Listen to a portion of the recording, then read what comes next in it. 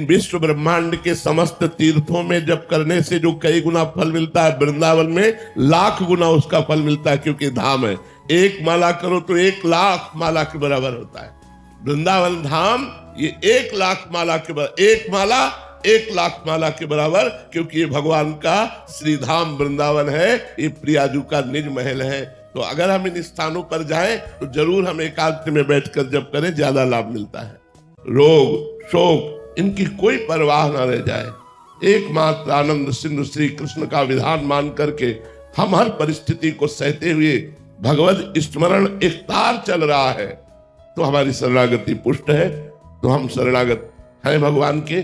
जब तक तन मन प्राण ये भगवान को समर्पित नहीं होते, तब तक शरणागति पुष्ट नहीं होती। जैसे गृहस्थ है, जैसे हमारी मेहनत की कमाई है, वो धर्म युक्त कर्म से कमाया गया है, लेकिन घूस बेईमानी ये सब अधर्म हो जाता है। तो हमें शास्त्र सम्मत कार्य करने हैं, हमें धर्मयुक्त कार्य करना है, वो भगवान की प्राप्ति कराता है। सबसे ज्यादा कृपा हमारे ऊपर है। जब मंत्र जपोगे तो मंत्र में जब आनंद की अनुभूति होती है तो गुरुदेव दिमाग में छाए रहते हैं, क्योंकि गुरुदेव ने ही तो मंत्र दिया है। तो गुरुदेव की कृपा से मंत्र, मंत्र की कृपा से आनंद, तो इसलिए जय गुरुदेव भगवान की। वो हमारे दिमाग में छाए रहते हैं और बार बार हमारा मन उनके चरणों में लौटता रहता है कि आप कृपा न करते तो ये सुख हमें न मिलता। हे गुरुदेव भगवान, धन्य है जो आप कृपा करके मिले हमें।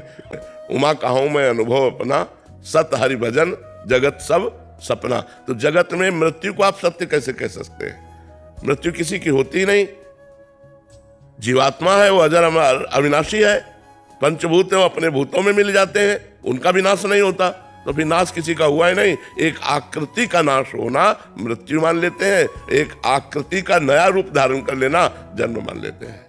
हानि लाभ खत्म हो गया हो, राग द्वेष खत्म हो गया हो, तब समझना चाहिए कि हम त्रिगुणातीत हो गए।